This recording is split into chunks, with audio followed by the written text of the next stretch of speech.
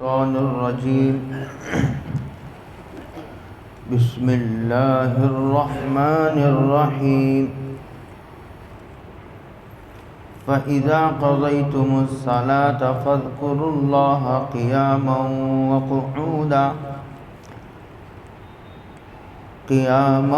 وقعودا وعلى جنوبكم فإذا اطمأننتم فأقيموا الصلاة إن الصلاة كانت على المؤمنين كتابا موقوتا صدق اللہ مولانا العظیم۔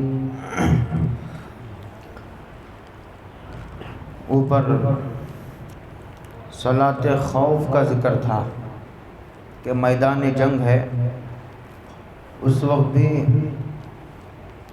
نماز معاف تو نہیں ہے، لیکن اس کے طریقے میں کچھ فرق ہے۔ اس کی تفصیل اس سے پہلی والی آیت میں آئی تھی، اسی کو سامنے رکھ کر کے یہ کہا جاتا ہے کہ فَإِذَا قَضَيْتُمُ الصَّلَاةَ، اور جب نماز مکمل ہو جائے تو فَاذْكُرُوا اللَّهَ قِيَامًا، تو پھر دل سے بھی زبان سے بھی کھڑے ہوئے ہونے کی حالت میں بھی، وقعودا، اور بیٹھے ہوئے ہونے کی حالت میں بھی، وعلی جنوبکم، اور لیٹے ہوئے ہونے کی حالت میں بھی آپ اللہ کو یاد کرو۔ اس کی مشہور تفسیر تو یہی ہے کہ اللہ تعالیٰ کو ہر حال میں یاد کرو۔ نماز تو ایک بہت مختصر وقت میں پڑھی جاتی ہے، 10 منٹ 12 منٹ، کبھی 7 منٹ میں نماز مکمل ہو جاتی ہے۔ باقی جو وقت ہے اس میں بھی اللہ کو یاد کرو، یاد رکھو۔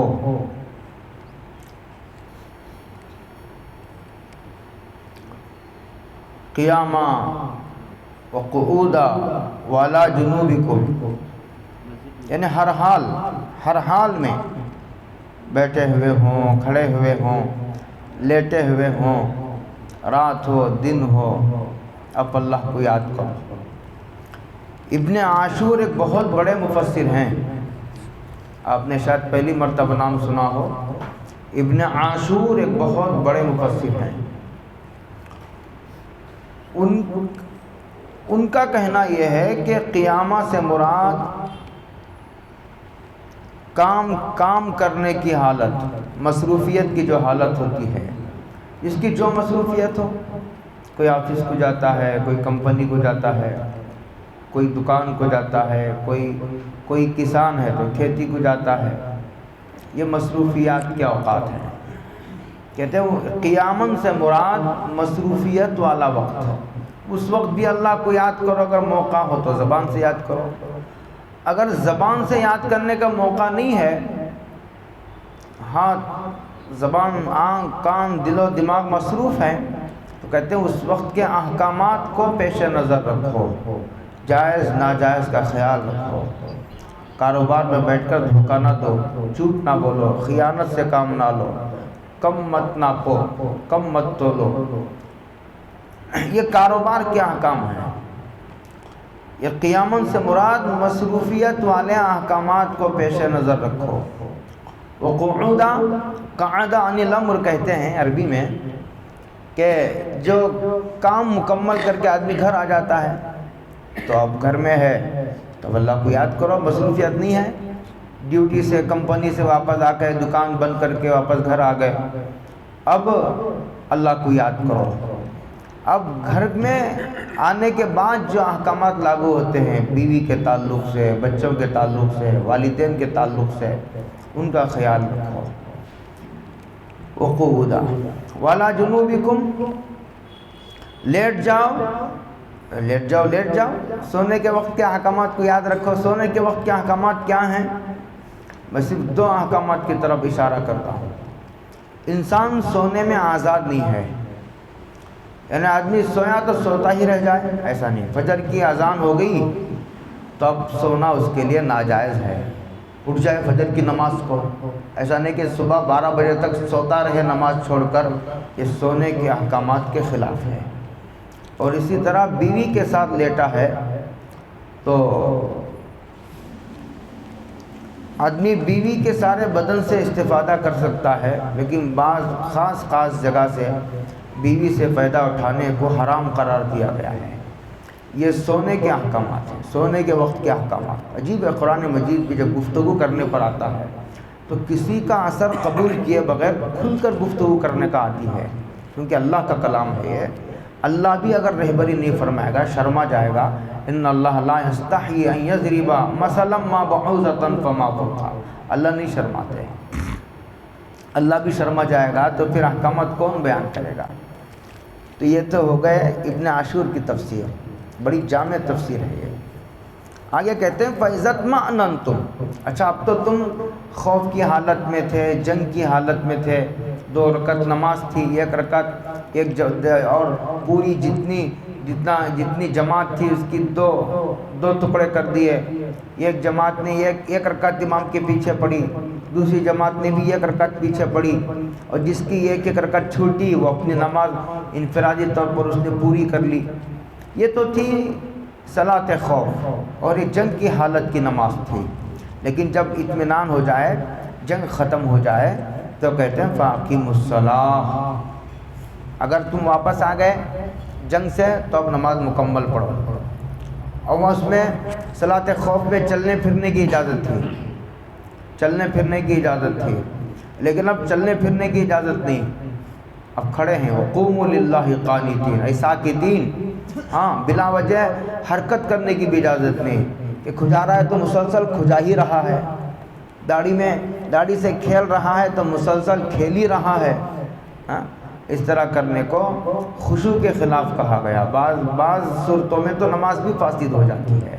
ہاں چلنے کے تعلق سے جنگ میں تو چل کر جانا، کہ جنگ جہاں ہو رہی ہے وہ ایک جماعت تو جنگ کو فیس کرے گی، دشمنوں کو فیس کرے گی اور دشمنوں کے مقابلے میں کھڑی ہوگی، ایک جماعت امام کے ساتھ نماز پڑھے گی، لیکن چل کر جانا آنے کی اجازت تھی جنگ کی حالت میں۔ لیکن عام حالات میں جب حالات نارمل ہوں تو اس میں فقہاء نے ہلکی تفصیل کی ہے۔ ایک ہے مشیٌ قلیل، مشیٌ قلیل یعنی تھوڑا چلنا، اور ایک ہے مشیٌ کثیر، ایک ہے زیادہ چلنا۔ مشیٌ قلیل کیا ہے؟ فقہاء نے اس کی تفصیل کی ہے۔ مشیٌ قلیل کا مطلب 2 صف سے کم کے بقدر چلنا، اتنا چلنے سے نماز فاسد نہیں ہوتی۔ اب آدمی تھوڑا ہلا تو پریشان ہو جاتا ہے، ارے میری نماز ہوئی ہے نہیں ہوئی، بچہ سامنے آ گیا، بچے کو اٹھا کر سائڈ میں کر دیا، آدمی پریشان ہوتی ہے، عورت کی نماز میری ہوئی یا نہیں ہوئی، اتنے سے نماز پر کوئی اثر نہیں پڑتا۔ تو مشیٌ قلیل یہ ذہن میں رہنا چاہیے آپ حضرات کے۔ فَأَقِیمُوا الصَّلَاةَ، اب نماز اگر کہ حالت قیام میں تم واپس آ گئے گھر کو تو نماز مکمل بھی پڑھو۔ اب اس میں اس طرح کی حرکت کی اجازت نہیں جو حالت جنگ میں آپ کو گنجائش دی گئی تھی۔ اب پورے آداب کے ساتھ، مکمل خشوع خضوع کے ساتھ، اب پوری توجہ کے ساتھ مکمل نماز پڑھو۔ فَأَقِیمُوا الصَّلَاةَ یہ کہا گیا۔ آگے اللہ نے کہا ان الصلاۃ، بلا شبہ نماز جو ہے، کانت علی المؤمنین کتابا موقوتا، بلا شبہ نماز یہ ایمان والوں پر کتاباً فرض ہے۔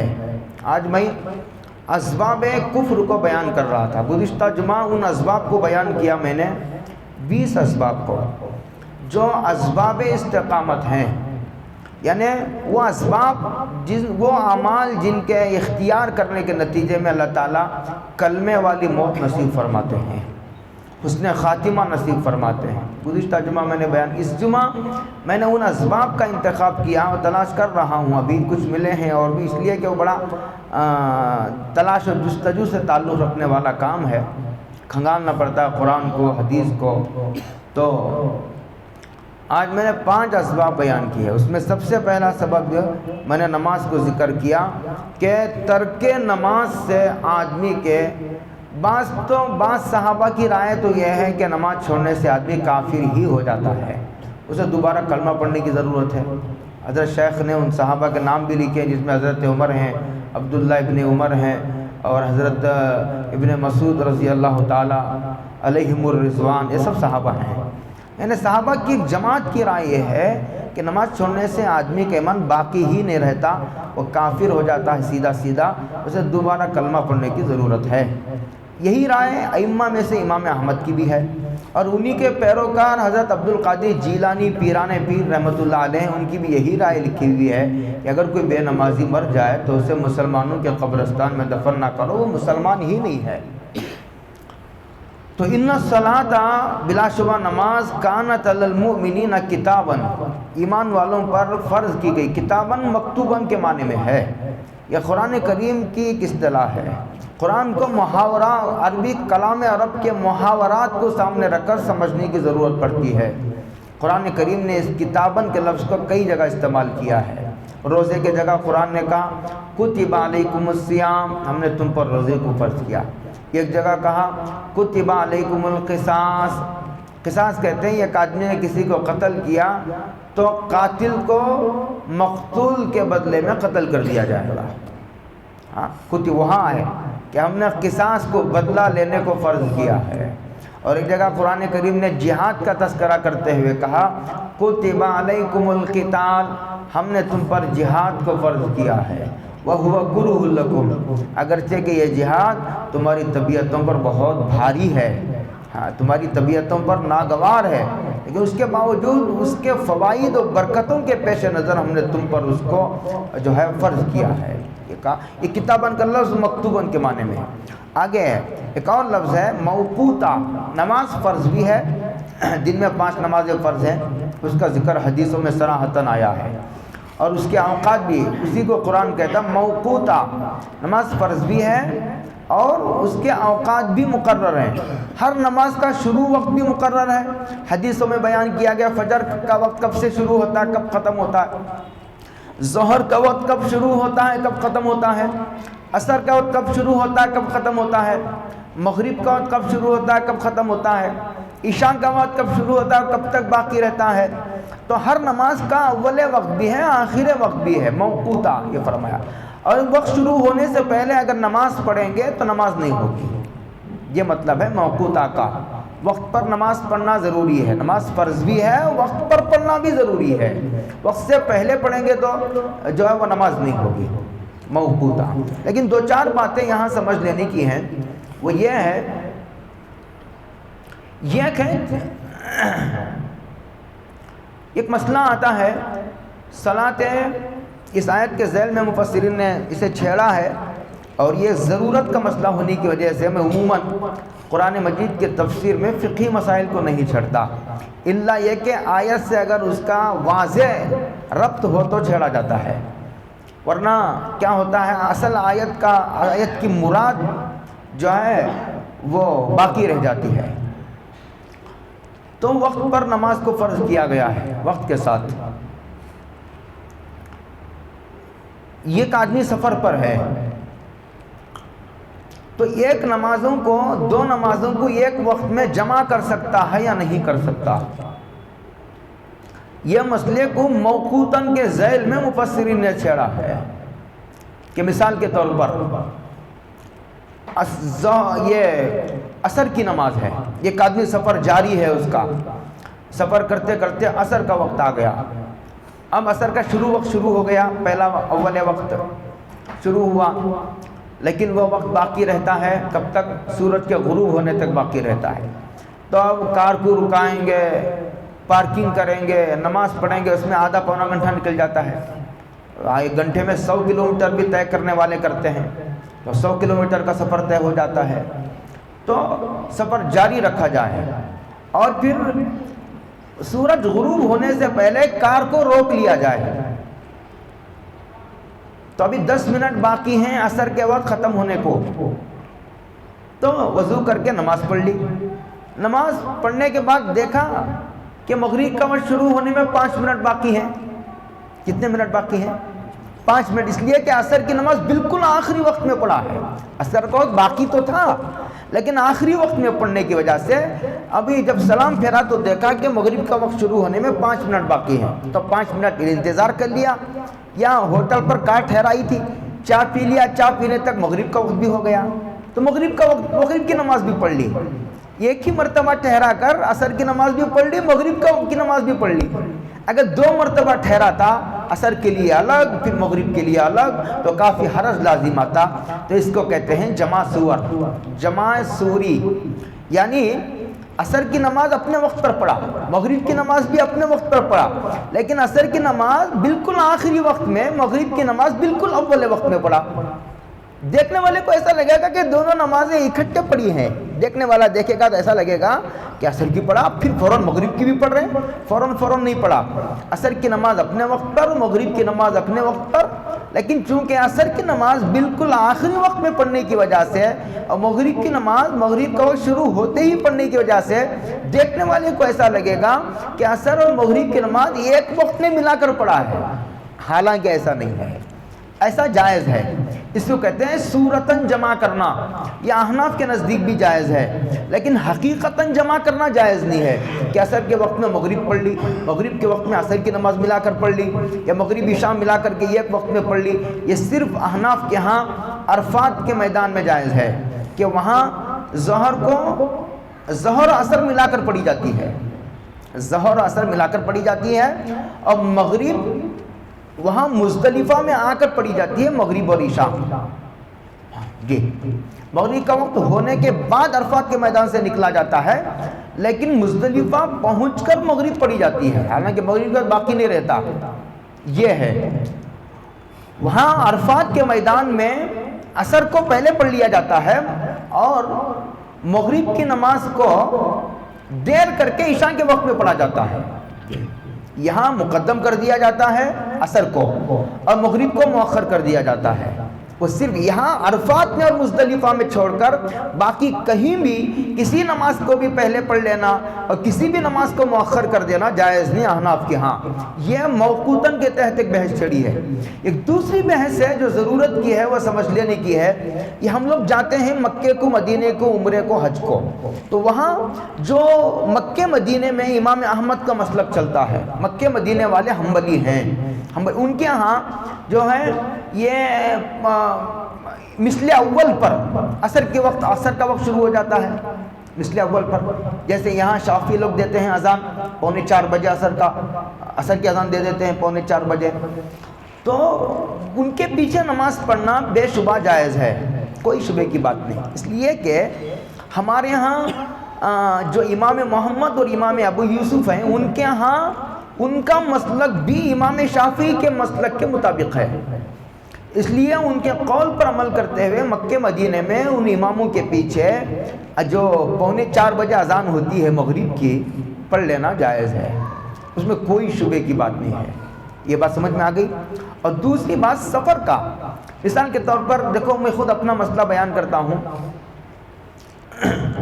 ہماری ٹرین ہے شیموگا کی 1:15 بجے عصر میں، اور عصر کا وقت کبھی 4:40 کو بھی ہوتا ہے. اب 4:40 کو عصر کی نماز پڑھ کر نکلیں گے تو بڑا خطرے میں پڑ جاتا ہے، کبھی ٹرافک ہوتی ہے پہنچنے تک اسٹیشن. تو ہم کیا کرتے ہیں کہ یہ صاحبین کے قول پر عمل کرتے ہیں. امام محمد، امام ابو یوسف، یہ امام اعظم ابو حنیفہ کے 2 شاگرد ہیں. تو یہ ہم ان کے قول پر عمل کرتے ہوئے 4 بجے 4:15 بجے ہم لوگ جو ہے 4 رکعت نماز پڑھ کر کے نکل جاتے ہیں. تو ایسے موقعوں پر ایک تو حرم میں اور ایک تو سفر میں، اور اسی طرح کبھی کبھی شوفے کے پیچھے نماز پڑھنے کا موقع آ جاتا ہے آدمی کو، شوفے کے پیچھے نماز پڑھنے کا موقع آ جاتا ہے. تو وہاں بھی کبھی عصر کی نماز، اس لیے کہ ایک تو جماعت کی تاکید ہے اور دوسرا احناف میں سے امام محمد اور امام ابو یوسف کا قول بھی ہے.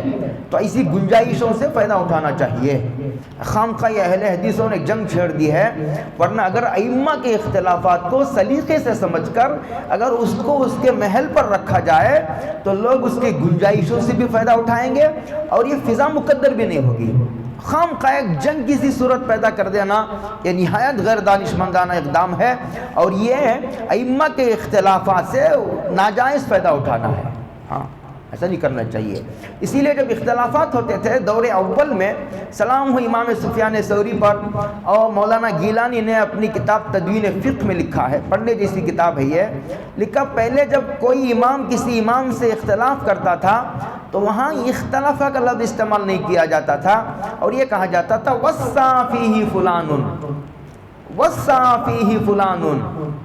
اللہ، عجیب ہے، عجیب، یہ کہتے تھے کہ فلاں عالم نے اس میں گنجائش دی ہے۔ اللہ، وَسَّا الْعُلَمَاءُ كَذَا، فلاں علماء کی ایک جماعت نے اس میں جو ہے وہ وسعت دی ہے، وسعت سے کام لیا ہے، گنجائش سے کام لیا ہے۔ کتنا پیارا لفظ تھا۔ تو اس طرح گنجائشوں سے فائدہ اٹھانا چاہیے۔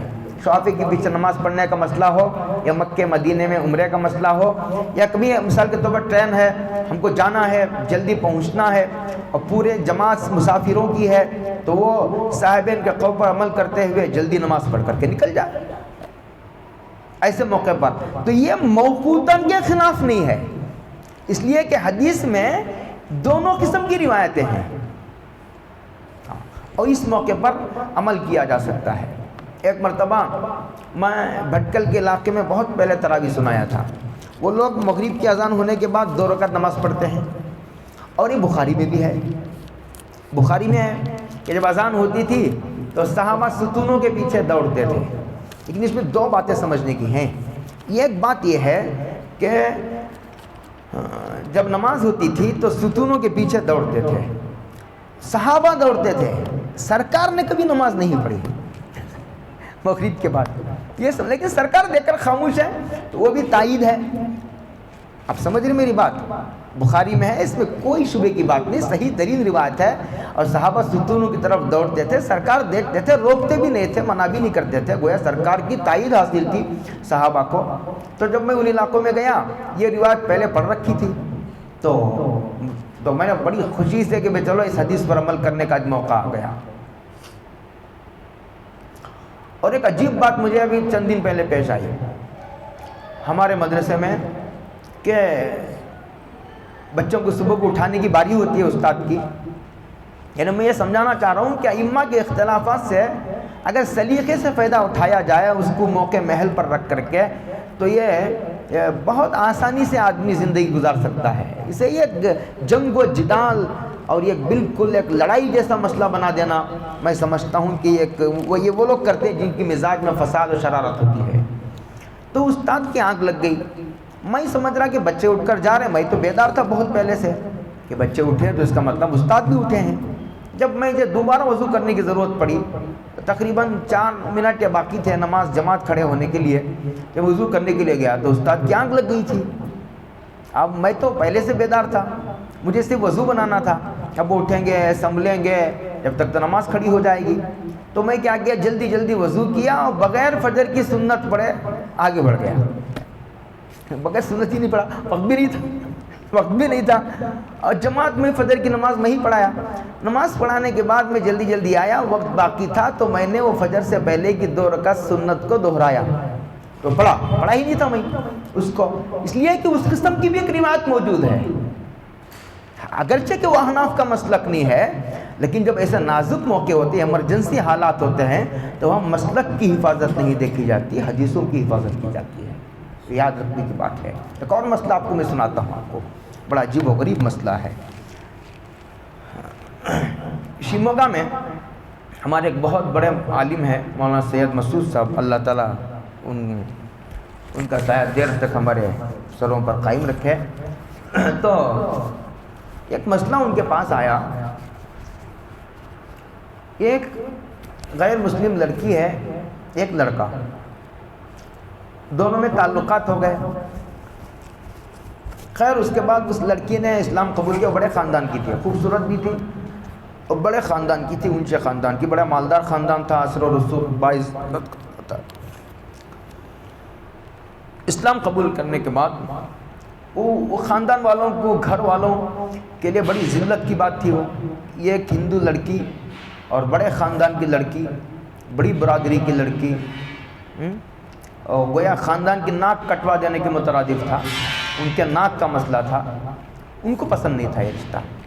خیر شادی ہو گئی، لڑکا لڑکی چلے گئے دونوں. وہ لڑکی نے اسلام قبول کیا اور لڑکے کے ساتھ رہنے لگی. بعد میں ان کو ایک نظر یہ اچھا نہیں لگا، نہیں بھایا ہے مسئلہ. تو انہوں نے پوری کوشش کی اور لڑکے کو جو ہے انہوں نے کڈنیپ کیا. اس کے بعد زبردستی انہوں نے طلاق دلوایا، زبردستی. اس کو کہتے ہیں طلاق مکرہ، طلاق مکرہ، یعنی زبردستی طلاق دلوانا. طلاق تو اختیار سے دیتا ہے، لیکن اگر زبردستی کسی سے طلاق دلوا دیا جائے تو طلاق ہوگی یا نہیں ہوگی؟ احناف کے یہاں طلاق ہو جاتی ہے، امام مالک کے ہاں طلاق نہیں ہوتی. اچھا زبردستی طلاق دلوا دی گئی، طلاق واقع ہو گئی. یہ مسئلہ آیا حضرت کے پاس، مولانا مسعود صاحب کے پاس. تو حضرت نے کہا کہ طلاق تو ہو جائے گی. وہ لڑکی حضرت سے یہ کہنے لگی، حضرت احناف کے ہاں طلاق ہو جاتی ہے آپ کے کہنے کے مطابق. میں تو اپنے خاندان کو، اپنے مذہب کو چھوڑ کر اور کفر سے توبہ کر کے، اپنے گھر و بار کے عیش کو چھوڑ کر میں اسلام کو ترجیح دے کر آئی ہوں. اب اگر آپ مجھے چھوڑ دیں گے تنہا تنہا، میں کدھر جاؤں گی؟ اس کا گھر بھی چھوٹا، پہلے تو باپ باپ کا گھر چھوڑ گیا، اب اس کا گھر بھی چھوٹا تو میں راستے کی ہو جاؤں گی، در در کی ٹھوکریں کھانی پڑیں گی مجھے. یہ کہا. تو مسعود صاحب نے امام مالک کے قول پر فتویٰ دیا. اس وقت حضرت مولانا نظام الدین صاحب دارالعلوم دیوبند میں باحیات تھے. انہوں نے کہا کہ اگر یہ مسئلہ میرے پاس بھی آتا تو ہم بھی یہی فتویٰ جاری کرتے کہ یہ طلاق واقع نہیں ہوئی. اس لیے کہ یہ نازک موڑ ہے، اس لیے کہ لڑکی یہ کہہ رہی تھی کہ اگر آپ نے یہ فتویٰ دیا کہ یہ طلاق واقع ہو گئی تو مجھے دوبارہ اپنے والدین کے گھر واپس جانا پڑے گا. تب مسئلہ آ گیا مسلک کا اور ایمان کا. جب مسلک کے اور ایمان کی حفاظت میں ٹکراؤ ہوتا ہے تو ایمان کی حفاظت کو ترجیح ہوتی ہے، کسی امام کے مسلک کو باقی رکھنے کی ضرورت نہیں. یہ بڑے ترجیحات ہوتے ہیں. میں یہ کہہ رہا تھا کہ ائمہ کے اختلافات سے اس طرح فائدہ اٹھانا چاہیے. یہ کتاب موقوتاً پہ بات چل پڑی، بہت دور تک چلی گئی. خیر کوئی بات نہیں، فائدے سے تو خالی نہیں. وَلَا تَهِنُوا فِي ابْتِغَاءِ الْقَوْمِ. اللہ آگے کہتے ہیں کہ قوم کے تلاش کرنے میں سستی سے کام نہ لو. غزوہ احد ہوا تھا، اس کے بعد ایک غزوہ ہوا جس کو کہتے ہیں حمراء الاسد. حمراء الاسد ایک جگہ کا نام ہے، جیسے ٹمکور ایک جگہ کا نام ہے، سرا ایک جگہ کا نام ہے، حمراء الاسد ایک جگہ کا نام. وہ عرب میں ایسے ہی نام ہوتے تھے. تو وہاں تک سرکار 8 کلومیٹر تھا، مدینے سے 8 کلومیٹر دوری پر ایک جگہ ہے جسے کہتے ہیں حمراء الاسد. تو یہ جنگ احد ہونے کے بعد سرکار دو عالم صلی اللہ علیہ وسلم نے اعلان فرمایا کہ ہم کو دشمنوں کا پیچھا کرنا ہے، بھاگے ہوئے دشمنوں کا تعاقب کرنا، تاکہ دشمنوں کے دل پر ہیبت ڈال دی جائے، ہیبت بیٹھ جائے کہ یہ لوگ کمزور نہیں پڑے، ان کے اندر جوش و خروش ابھی تازہ ہے، یہ تازہ دم ہے، ان کے حوصلے ابھی پست نہیں ہوئے. حالانکہ صحابہ زخم سے چور تھے. تو یہ جنگ احد کے بعد دوبارہ اعلان تھا. جب حضور نے اعلان فرمایا تو صحابہ چونکہ زخم سے چور چور ہو گئے تھے. جنگ احد میں جو واقعات پیش آئے وہ تو آپ کو معلوم ہے کہ زخمی ہوئے، کئی صحابہ شہید ہو گئے، بڑے صحابہ نے سر تسلیم خم کر دیا کہ ٹھیک ہے میں منظور ہے.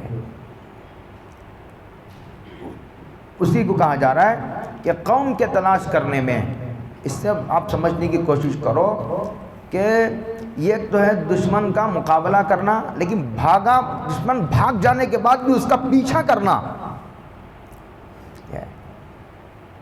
اور اس سے یہ بات بھی سمجھ میں آتی ہے کہ جب حالات آتے ہیں سخت تو یہ نہیں دیکھا جاتا کہ حالات کتنے سخت ہیں، یہ دیکھا جاتا ہے کہ ان حالات میں احکام کیا ہیں. یاد رکھو میری یہ بات. اچھوں کی دینداری مٹی میں مل جاتی ہے ایسے موقع پر. اچھے تہجد گزار پیچھے ہٹ جاتے ہیں، سوئچ آف کر لیتے ہیں، محلہ چھوڑ دیتے ہیں، بستی چھوڑ دیتے ہیں، سم بدل لیتے ہیں. اچھے لوگ ایسے موقع میں اشارے کر رہا ہوں، آپ حضرات سمجھنے کی کوشش کریں تو جب حالات سخت آتے ہیں تو حالات کی سختی کی وجہ سے احکامات کو پامال نہیں کیا جاتا، یہ دیکھا جاتا ہے کہ اس موقع پر کیا حکم ہے۔ حالات کو برداشت کر کے احکامات کو پورا کیا جاتا ہے۔ وَلَا تَهِنُوا فِي ابْتِغَاءِ الْقَوْمِ إِن تَكُونُوا تَعْلَمُونَ، اگر تم کو رنج پہنچا ہے، زخم پہنچا ہے، فَإِنَّهُمْ يَعْلَمُونَ، تو دشمنوں کو، کافروں کو بھی تو زخم پہنچا ہے، کما تعلمون، جیسے تم زخم کھائے ہو۔ وَتَرْجُونَ مِنَ اللَّهِ مَا لَا يَرْجُونَ، ہاں یہ ایک بات ہے، تم کو اللہ سے امید ہے جنت کی اور جنت کی نعمتوں کی، اور آخرت کی زندگی کا تمہیں یقین ہے۔ ما لا يرجون، ان کو یقین نہیں ہے۔ جنت کا جو اللہ نے وعدہ کیا ہے وہ اسی جیسی تکالیف اور مصائب پر، آزمائشوں پر تو وعدہ ہے اللہ کا، پھر ڈرنے کی کیا بات ہے؟ وَقَانَ اللَّهُ عَلِيمًا، اور تم یہ سمجھتے ہو کہ اللہ تعالیٰ کو تمہاری یہ حالت معلوم نہیں ہے، سویا ہوا ہے اللہ، اندھا ہے اور تھوڑی دیر کے لیے غافل ہو گیا تھا، ایسی بات نہیں ہے۔ اللہ علیمًا، تمہاری ان حالات کے باوجود یہ حکم ہے، اس لیے کہ دشمن کے دل پر رعب طاری کر دینے والا عمل کرنا یہ خود اسلام کے مقاصد میں داخل ہے، یہ ہے سمجھنے کی بات۔ حکیمہ، اور اللہ تعالیٰ حکیم بھی ہے، حالات سے باخبر بھی ہے، اور کس موقع کے لیے کیا حکم دینا ہے اسے بھی خوب اچھی طرح جانتا ہے، حکیم ہے، حکمت والا۔ آگے اللہ کہتے ہیں اِنَّا أَنزَلْنَا إِلَيْكَ الْكِتَابَ، تحقیق کہ ہم نے تمہاری طرف الکتاب کو نازل کیا۔ الکتاب سے مراد یہ ہے، یہ کتاب انگریزی میں جسے کہا جاتا ہے، کتابن نہیں کہا، کوئی بھی کتاب نازل کر دی نہیں، الکتاب کا مطلب یہ قرآن مجید مراد ہے۔ یہ الف لام جو آتا ہے یہ خاص کے معنی میں آتا ہے، جی کوئی بھی کتاب نہیں، یہ الکتاب سے مراد قرآن مجید ہی ہے۔ الکتاب سے اشارہ اس بات کی طرف ہے کہ یہ لوح محفوظ میں لکھا ہوا بھی ہے، کتاب مکتوبن کے معنی میں ہے، لکھا ہوا بھی ہے، ایسا نہیں کہ حضور پر نازل کیا اور پھر جو ہے وہاں سے مٹا دیا، نہیں، وہ لوح محفوظ میں محفوظ بھی ہے بالحق۔ کتابن حقن کے معنی میں ہم نے تم پر سچی کتاب نازل کی ہے، یہ فرمایا لِتَحْكُمَ بَيْنَ النَّاسِ، تاکہ لوگوں کے درمیان فیصلہ کر سکو۔ سرکار قاضی بھی ہیں، سرکار کی ایک حیثیت قاضی ہونے کی بھی ہے، سرکار کا ایک منصب قاضی ہونے، سرکار فیصلے بھی کرتے تھے، ہاں ہر شعبے کو ایک جماعت نے زندہ رکھا ہوا ہے، ہاں اور اس قسم کے شعبوں سے جی چرانا یہ حضرت رسول اللہ صلی اللہ علیہ وسلم کے ورثے کو ادھورے طور پر لینا ہے۔ بما اراک اللہ، بما اراک اللہ میں ایک تو آیت، اور جو آیت واضح نہیں ہوتی تھی سرکار اجتہاد فرماتے تھے۔ بما اراک اللہ، اللہ سمجھاتے تھے اللہ حضور کو، بما اراک اللہ، جو آپ کو اللہ سمجھا دے، دکھائے یعنی سمجھائے۔ ایک تو آیت ہے، آیت واضح نہیں تو سرکار اجتہاد فرماتے تھے، آیت کے مفہوم کو، مضمون کو، سیاق کو، سباق کو، علت کو سامنے رکھ کر کے، تو بما اراک اللہ یہ ہے۔ دو چیزیں دی، دونوں یہ ہیں، ایک تو ہے الکتاب، دوسرا بما اراک اللہ، سرکار کی فہم خود معیار ہے، یہ ہے سمجھنے کی بات اس میں۔ جو لوگ یہ کہتے ہیں کہ ہماری ہدایت کے لیے قرآن مجید کافی ہے، سرکار کی حدیث ہے اور سرکار کی سمجھ کی ہمیں ضرورت، حضور کے فہم کی ضرورت نہیں ہے، وہ لوگ گمراہ ہیں، اور لوگ اسلام سے ان کا دور سے بھی تعلق نہیں ہے۔ اس لیے کہ حدیثوں کا انکار کرنا یہ قرآن مجید کا انکار کرنا ہے، اس لیے کہ قرآن میں ہی ہے کہ حدیثیں بھی حجت ہیں، اس کا مطلب حدیثوں کا انکار کرنا قرآن کریم کی آیتوں کا انکار کرنا ہے۔ وَلَا تَكُن لِّلْخَائِنِينَ خَصِيمًا، فرمایا کہ تم جو ہے وہ، یعنی حضور کو یہ کہا جا رہا ہے کہ تمہارے فیصلے اللہ کی کتاب کو سامنے رکھ کر ہونا چاہیے، منمانی کرنے کی اجازت نہیں کہ کسی کے حق میں بھی فیصلہ کر دیا، پیسے لے کر ان کے حق میں فیصلہ سنا دیا، انہوں نے دباؤ ڈالا تو ان کے حق میں فیصلہ سنا دیا، ایسا نہیں، اللہ کی کتاب کو سامنے رکھ کر فیصلہ کرنے کی ضرورت ہے۔ اور خائن، چوروں کی، خیانت کرنے والوں کی، جھوٹوں کا فریق نہ بنو، ان کے طرفدار نہ بنو، خصیم کہتے ہیں۔ پہلے اسلامی عدالت میں ایڈوکیٹ نہیں ہوتا، لائر نہیں ہوتا. آپ کو معلوم ہے یا نہیں معلوم؟ اسلامی جو عدالت ہوتی ہے یہ ایک فریق یہ ہے، ایک فریق یہ ہے، یہ اس کے خلاف ہے، یہ اس کے خلاف ہے. تو ان دونوں کو ڈائریکٹ قاضی سے گفتگو کرنے کا حکم ہے. یہ جو بولنا ہے وہ مجھے بولے گا، یہ جو بولنا ہے یہی بولیں گے مجھے، میں ان کا بھی سنوں گا، ان کا بھی سنوں گا. ان دونوں کے بیچ میں لائر کی ضرورت نہیں ہے. دونوں کی گفتگو سننے سے قاضی ایک نتیجے تک پہنچا دے گا. اور حدیثوں سے معلوم ہوتا ہے اللہ کی ایسی غیر معمولی نصرت ہوتی ہے. اللہ دونوں کی گفتگو سننے کے بعد قرائن سے، گفتگو کے اتار چڑھاؤ، لب و لہجے سے قاضی کو اللہ تعالیٰ ایسی بصیرت عطا فرماتے ہیں اور خاص موقع پر ایسی نصرت سے سرفراز کرتے ہیں کہ صحیح نتیجے تک پہنچ جاتا ہے قاضی. وَلَا تَقُلْ لِلْخَائِنِينَ خَصِيمًا. اور کہتے ہیں کہ یہ اصل میں ایک واقعہ پیش آیا تھا. واقعہ یہ پیش آیا تھا، ایک عبیرق یہ ایک قبیلہ ہے.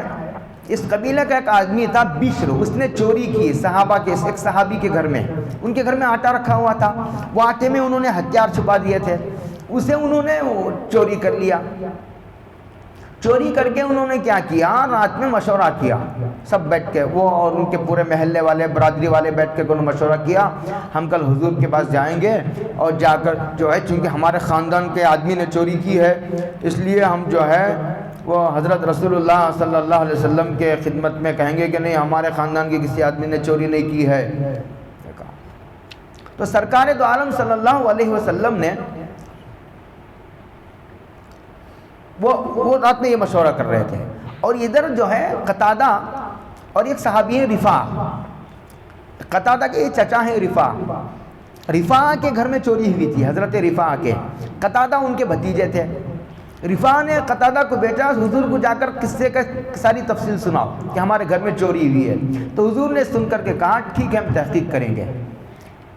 جب حضور نے کہا کہ ہم تحقیق کریں گے تو ان لوگوں نے رات میں مشورہ کر کے دوسرے دن پہنچ گئے کہ نہیں ہم نے کی چوری نہیں کی، خامخواہ جو ہے یہ قتادہ اور رفاع مل کر کے ہمارے اوپر جو ہے بہتان باندھ رہے ہیں اور ہم کو چور قرار دینے کی کوشش کر رہے ہیں. تو جب انہوں نے یہ کہا تو حضور نے صحابی کی طرف متوجہ ہو کر کے کہا بھائی تم ایک اچھے آدمی کو کیوں بدنام کرنا چاہتے ہو. یہ حضور نے کہا، صرف اتنا کہا تو قرآن کریم کی آیت نازل ہوئی اور یہ کہا وَلَا تَقُلْ لِلْخَائِنِينَ خَصِيمًا. جو پوری کی پوری جماعت آئی ہے وہ جماعت جھوٹی ہے، ان جھوٹوں کے طرفدار بننے کی کوشش نہ کرو. سرکار کو تنبیہ کی جا رہی ہے صلی اللہ علیہ وسلم. قرآن بہرحال قرآن ہے، وہ تو محمد کا بھی خدا ہے صلی اللہ علیہ وسلم. یہ ہے پورا واقعہ. آگے کہا ٹھیک ہے آپ کو انہوں نے آ کر کہا تو آپ کو ایسا لگا کہ یہ صحابی جھوٹ بول رہے ہیں. صحابی کیا کہہ رہے ہیں؟ جھوٹ بول رہے ہیں. تو خیر فیصلہ تو حضور نے نہیں فرمایا، ان سے کہہ کر بھیج دیا تھا کہ تحقیق کریں گے. جب وہ لوگ آئے چور کے خاندان والے تو ان کی گفتگو سننے کے بعد سرکار نے صحابی کو بلا کر کے کہا ایک نیک آدمی کو کیوں بدنام کرنا چاہتے ہو. جب اتنا کہا، فیصلہ نہیں فرمایا تھا ابھی، اتنی بات پر پکڑ گئی، کہا کہ تم نے کیوں جو ہے وہ جھوٹ بولنے والے، چوری کرنے والے کا تم فریق بنے، اس کے کیوں جانبدار اور طرفدار بنے. اس لیے کسی کی جانبداری کرتے ہوئے جو ہے وہ فیصلہ کرنا یہ قاضی کے لیے جائز نہیں. اور لائر کو جو پتا ہو کہ یہ جھوٹا ہے تو جھوٹے کیس کو لے کر اور لیپا توپی کر کے اور جھوٹے دلائل جمع کر جھوٹے گواہوں کو اکٹھا کر کے کیس جیت لینے سے وہ جو ہے وہ جائز نہیں ہوتا. کیس جیت لے کر زمین لے لیا، کیس جیت کر کے پیسے حاصل کر لیے تو اس سے وہ پیسے اس کے حق میں جائز نہیں ہوتے. اس لیے کہ عدالتوں میں جو فیصلے ہوتے ہیں وہ دلائل کی بنیاد پر ہوتے ہیں، دلائل کو دیکھ کر ہوتے ہیں. اور اس کے پاس دلائل نہیں ہے، اس کے پاس جھوٹے کے پاس دلائل ہے، سچے کے پاس کوئی دلیل موجود نہیں ہے. تو قاضی جس کے پاس دلیل ہے اس کے حق میں فیصلہ کرے گا. فیصلہ تو ہو گیا دنیا میں لیکن وہ مال اس کے حق میں جائز نہیں. اسی لیے ایڈوکیٹ کو جھوٹا کیس لینا اور جھوٹے کیس کو جتانے کی کوشش کرنا جائز نہیں ہے. ولا تقل، لائروں کے لیے اس میں یہ براہ راست لائروں قاضیوں کے لیے ہی ہے یہ آیت. ولا تکن للخائنین خصیما، کسی کا طرفدار بننے کی ضرورت نہیں. طرفدار بنو گے تو جو سچا ہے وہ مایوس ہو جائے گا، پھر انصاف کسے ملے گا؟ کہاں سے ملے گا انصاف؟ آگے حضور کو کہا جا رہا ہے واستغفر اللہ، اللہ سے معافی چاہو. اتنی بات پر ان اللہ کان غفورا، بلا شبہ اللہ تعالیٰ بہت معاف کرنے والے ہیں. کتنا بڑا گناہ بھی ہو، کتنی مرتبہ بھی تم کر چکے ہو، رحیمہ معاف بھی کرے گا، نعمتوں کا سلسلہ پھر جاری ہو جائے گا. آگے کہا ولا تجادل عن الذین یختانون انفسهم، جن لوگوں نے اپنے آپ سے خیانت کی ہے. حالانکہ اپنے آپ سے خیانت نہیں کی تھی، صحابی کے گھر کا مال چرایا تھا، ہتھیار اور آٹا چرایا تھا، لیکن چونکہ آدمی دوسرے کو دھوکہ دیتا ہے، دوسرے کا مال چوری کرتا ہے تو وہ اپنا ہی نقصان کرتا ہے. چوری کیا مال کتنے دن کھائے گا؟ ایک نہ ایک دن تو مرے گا. اپنے آپ سے خیانت کرنا ہے. ولا تجادل عن الذین یختانون انفسهم، کہتے ہیں ان لوگوں کے طرفدار بن کر جن لوگوں نے اپنے آپ سے خیانت کیا ہے، جو ہے وہ تم جھگڑا نہ کرو، یعنی کیس نہ لڑو. ان اللہ لا یحب من کان خوانا نسیما، بلا شبہ اللہ تعالیٰ اس کا نقصان کیا ہوگا؟ اگر جھوٹے کیس کو لوگے اور جھوٹے لوگوں کی طرفداری کرو گے، جانبداری سے کام لوگے تو نقصان کیا ہوگا؟ سوال پیدا ہوتا ہے ذہن میں. اللہ کہتے ہیں ہم تمہارا نام ہمارے محبوب بندوں سے نکال کر کے پھینکتے ہیں. اس سے بڑی کیا سزا چاہیے؟ بلا شبہ اللہ تعالیٰ لا یحب، محبت نہیں کرتے ان لوگوں سے جو خوانہ، جو جھوٹے ہیں، چور ہیں، اسیمہ، جو بڑے گنہگار ہیں. ہاں یہ فرمایا ان اللہ لا یحب من کان خوانا نسیما، یعنی جب اللہ تعالیٰ چوروں کو، جھوٹوں کو، خیانت کرنے والوں سے محبت نہیں کرتے اور لہٰذا ان کے طرفداری کرنے والوں سے بھی محبت نہیں کرتے. جس طرح جھوٹا، چور، خیانت کرنے والا، گنہگار اللہ کے محبوب بندوں کی فہرست سے نکل جاتا ہے، ان کی طرفداری کرنے والا، ان کا ناجائز سپورٹ کرنے والا، ان کے فیور میں گفتگو کرنے والا بھی اللہ کے محبوب بندوں سے نکل جاتا ہے. اللہ تعالیٰ عمل کی توفیق عطا فرمائے. وآخر دعوانا الحمدللہ رب العالمین.